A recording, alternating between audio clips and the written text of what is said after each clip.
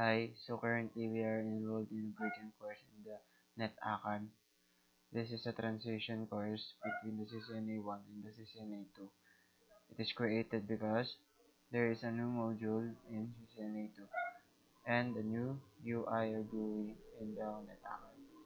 So I will, I'm now here to discuss to you the chapter 10 of the first module, the switching, routing, and wireless essentials.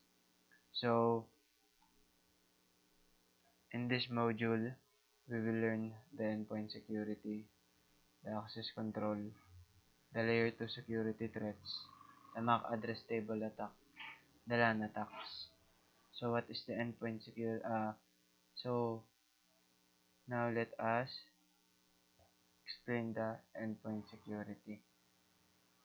The endpoint security are basically focuses on the network attacks today. Okay, so the network attacks today, the most famous ones are the DDoS or the distributed denial of service attacks. These are attacks uh, that is done to prevent the authorized users to access an organization's website and resources. The attack consists of what they call swarms of zombies or aliens that overflood the network so that the network will crash or the authorized users cannot access the websites or the network. Next one is the data breach. When we say data breach, this is the attack which an organization loses or robbed confidential information. Next is the malware. This is an attack in which an organization's hosts are infected with malicious software that cause a variety of problems. An example of this is the ransomware. From the root word itself, ransom. The ransom is, for example, they will gain access to your files and photos, and they will encrypt it so you can see it, but you cannot totally it is not totally visible, or it is blurred or encrypted in simplest term. So you have to pay money to them so that they will return your files back, but in some cases they only return one file. So there are network security devices. The network security devices are the VPN enabled router. So we are used to having a VPN installed in our phones and our devices or laptops and PCs. Now we have a VPN enabled router which provides a secure connection to remote users across a public network and into a network in an enterprise network. The VPN services can be integrated into the firewall. Next device is we have the NGFW uh, or the next generation firewall. An NGFW provides stateful packet inspection, application visibility and control, a next generation intrusion prevention system or the NGIPS, an AMP or the advanced malware protection, and URL filtering. Next is the NAC. A NAC device includes the AAA services. The AAA stands for Authentication, Authorization, and Accounting. So what is those three? The authentication is to authenticate whether the user is eligible to access the network or the device. Authorization, which means that you are only allowed into certain things. The accounting is where the like the payments or the payments are happening. Next is we have the endpoint protections. The LAN devices such as the switches, wireless LANs, or the access point, they are interconnected into endpoints. Most of these devices are susceptible to the LAN-related attacks that can be that will be discussed furthermore in this module of bridging course. Oh, so what are endpoints? Endpoints are hosts which commonly consist of laptops, desktops, IP phones, as well as the BIOS or the bring your own devices of employees. They are susceptible to malware-related attacks that originate through email or web browsing. Next, we have the Cisco Email Security Appliance. We say the email security appliance. We have an idea that it involves our electronic mails. So, according to Cisco, 85% of all sent email sent was spam. So we can see our Gmail, Yahoo Mail that we have spam folders for those.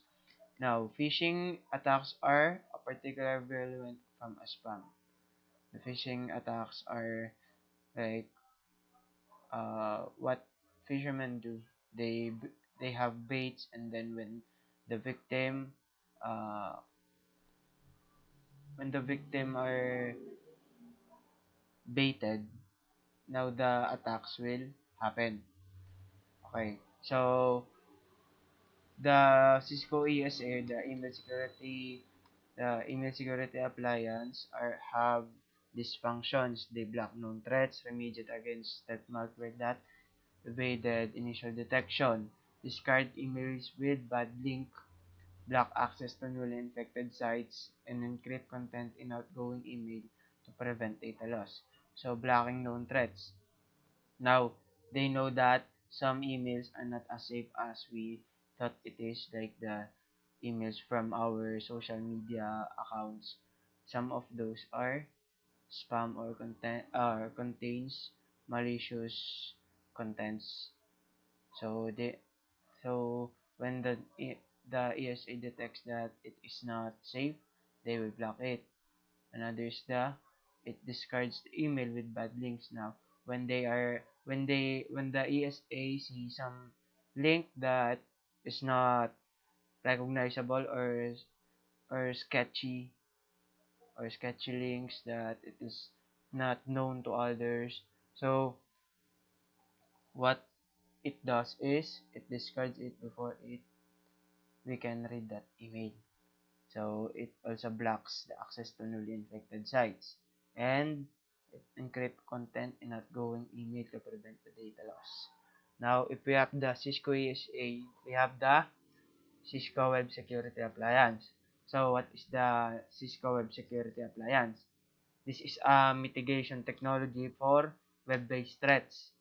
It helps organizations address the challenges of securing and controlling web traffic. So it provides the complete control over how the users access the internet. So the WSA involves the URL filtering, malware scanning, URL categorization, web application filtering, and the encryption and decryption of web traffic.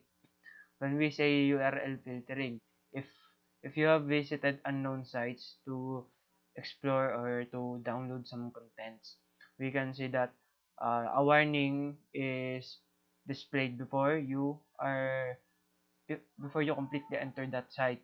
They will the WSA will display the uh, warning warning mali threat detected. Are you sure you want to continue advance to safety? Advance and back to safety. So when you see those kind of things, better not continue to that website because it usually contains of malicious threats. Now the URL filtering. When we say URL filtering, it filters what you can only use the network because anything on the same network can possibly or is susceptible to being uh, infiltrated. We have the VPN to use and other things. The malware scanning, is such an important thing to have in our PCs. It is a software that we need to download, but do not download pirated malware scanning apps. Only download those you trust and from websites you trust. Next, uh, we have the access control. When we say access control, uh, because we have in the previous topic, we have learned that the NAC device or the NAC provides a triple A service. Uh, Now the triple A access in this access control have some functions. So we have the SSH. SSH is the more secure form of remote access because it requires a username and password, both of which are encrypted during the transmission. So we have the components of the AAA. Just like I discussed earlier, the AAA consists of authentication, authorization, and accounting. When we say authentication, let us always remember these phrases. Authentication means who are you or what is your identity. Now there's authorization. Authorization, remember how much can you spend. And accounting, what did you spend it on. Just remember those things so you won't be confused the next time. Now we have the in the authentication, the authentication in the network means that the client establishes a connection with the router, and then the AAA router prompts the user for a username and password. Then the router authenticates the username and password using a AAA server. Then the user is provided access to the network based on the information in the remote AAA server. You need to type in the username and the correct password to access the network or the server. Next is the authorization. Authorization, what can I access or what can I access on the network? It is automatic and it does not require users to perform additional steps after the authentication. The authorization just set attributes that describes the user's access to the network. So when a user has been authenticated, a session is established between the router and the AAA server. Then the router requests authorization from the AAA server for the client's requested service. And then AAA returns pass or fail response for authorization. Next is the accounting. The accounting collects and report usage of data. So the main functions of accounting is when or the main process in accounting is when a user has been authenticated, AAA accounting process generates a start message to begin the accounting process. Next, when the user finishes, a stop message and the accounting process ends. So this the AAA is not the only access control. We have the 802.1x. So the 802.1x is a port-based access control and authentication protocol. This restricts unauthorized workstations from connecting to a LAN through publicly accessible switch ports. So in the 802.1x, we have the client, the switch, and the authentication server. When we see the client, it is the supplicant, and the switch, it is the authenticator. The authentication server, now it is very self-explanatory, it validates the identity. Now we have the layer 2 security threats. In the layer 2 security threats, we have vulnerability because the layer 2 is the weakest layer. So it has vulnerabilities. So if you recall the OSI model, it is divided into 7 layers in which work independently of each other, but sometimes work with each other. So network administrators routinely implement security solutions to protect the elements in layer 3 up to layer 7. They use VPNs, the firewalls, and the IPS devices to protect these elements. However, if this layer 2 is compromised, then all of the other layers above it are also affected. So, for example, you are gaining on or accessing on a website, and then the attacker uh, attempts to compromise your layer 5, which is the session. But if he attacks in the layer 2 and it is successfully compromised, then the other layers are now compromised. So this is why the layer 2 is the weakest. This is the weakest layer of them all. Now we have the switch attack categories. So what are the categories in the layer 2 attacks? The MAC table attacks, the VLAN attacks, the HTTP attacks, the ARP attacks or the ARP attacks, the address spoofing attacks, and the STP attacks. And the MAC table attacks, it includes MAC address flooding attacks. In the VLAN attacks, it includes VLAN hopping and VLAN double tagging attacks. The DHCP, it includes DHCP starvation and spoofing attacks. And the ARP attacks includes ARP spoofing and poisoning. And the address spoofing attacks, it includes the MAC address and IP address spoofing attacks.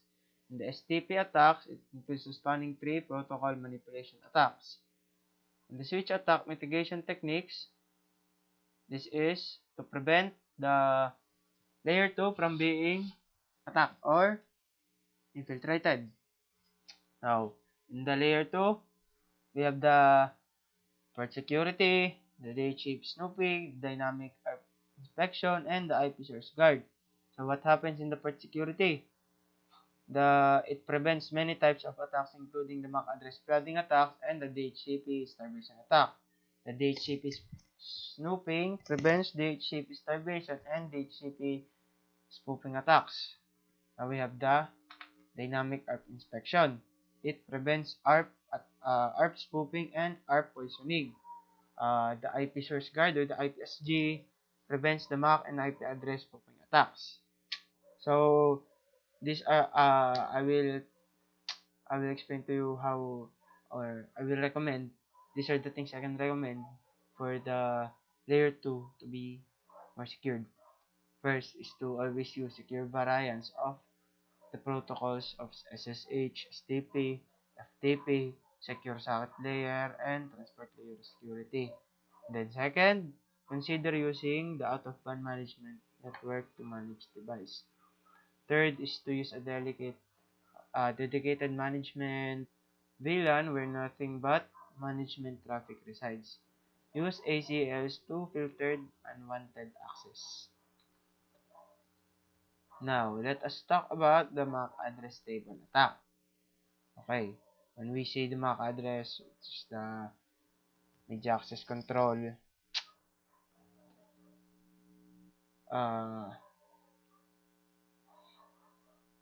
okay, if we recall, to make the forwarding decisions, the layer 2 LAN switch builds a table based on the source MAC address in receive frames. So the most common attack that happen here is the MAC address table flooding. So from the term itself, flooding, when they flood the MAC table or the MAC address table, they will know it would be slower or the network will in the MAC or the MAC address layer will be compromised by deploying a lot of unauthorized packets. Okay, so how does the threat actor do it?